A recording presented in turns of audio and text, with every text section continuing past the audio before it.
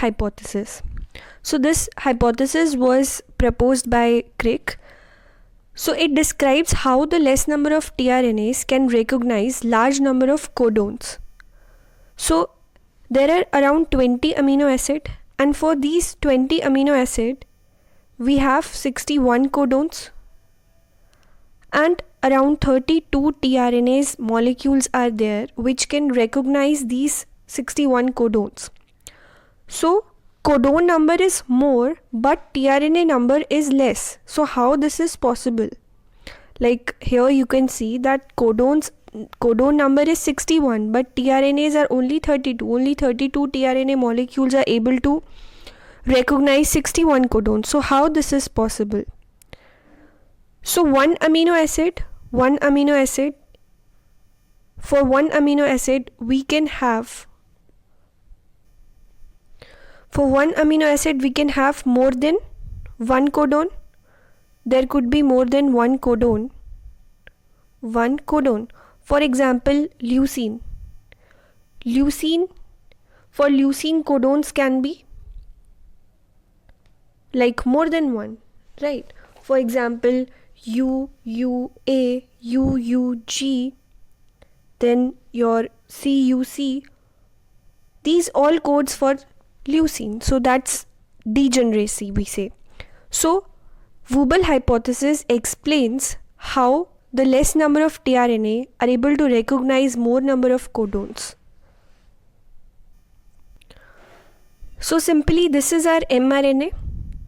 So this is the mRNA, and here we have the tRNA. So tRNA, this arm is the anticodon loop, this loop is the anticodon loop, and here we have UAG codon, and on the mRNA 5' to 3' direction the codon is AUC.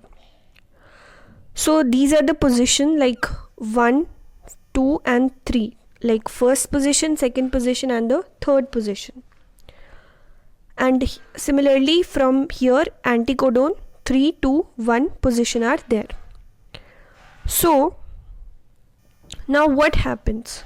According to Weibull hypothesis, if you see the so अगर हम definition देखें, according to this hypothesis, the pairing between the codon and the anticodon at the first two codon position is always the standard Watson-Crick pairing, but non-Watson-Crick pairing occurs at the third position.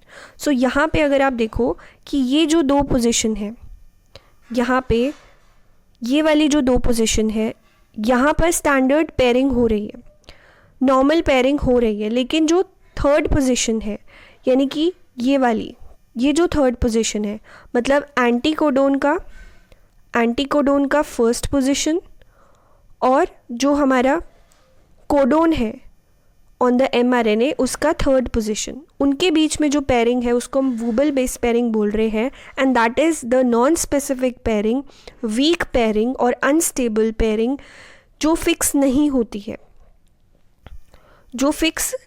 है, right? सो इसी को हम क्या बोल रहे हैं? इसी को हम बोलते हैं वूबल पेयरिंग. नाउ अब हमें कुछ पॉइंट्स यहाँ पर ध्यान में रखने हैं. The first anticodon determines the number of codon recognised by the tRNA.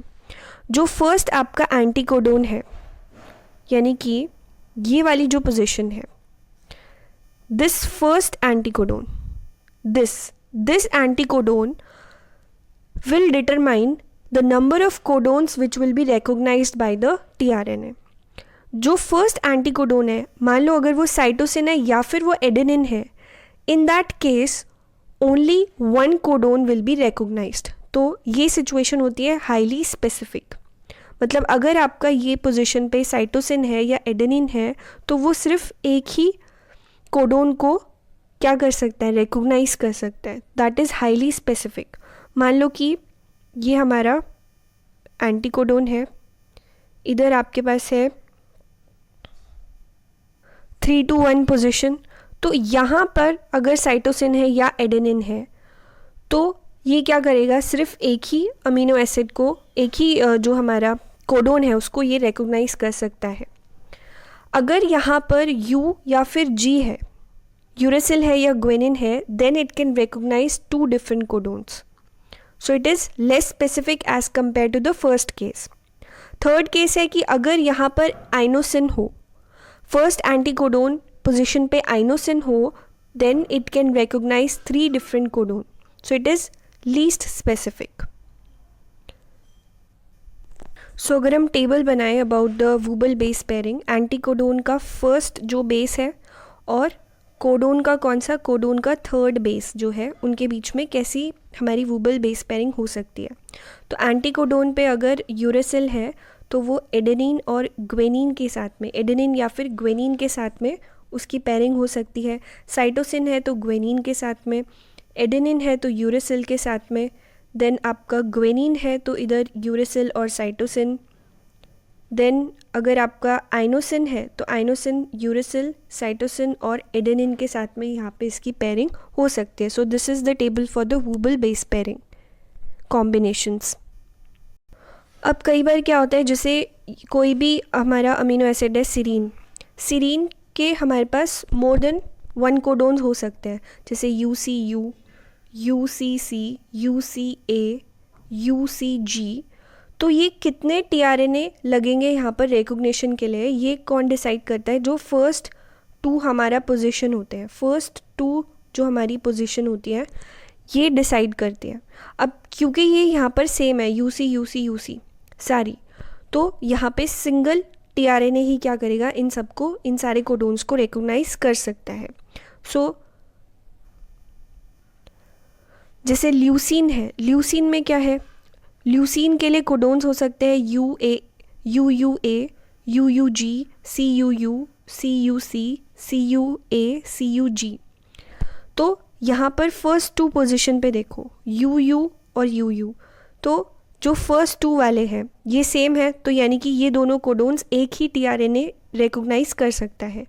बाकी वाले देखो CU, CU, CU, CU, ये चारों सेम है, तो इन चारों कोडोन्स को एक tRNA रिकॉग्नाइज कर सकता है. तो टोटल 2 tRNA क्या कर सकते हैं, ल्यूसीन के सारे कोडोन्स को रिकॉग्नाइज कर सकते हैं.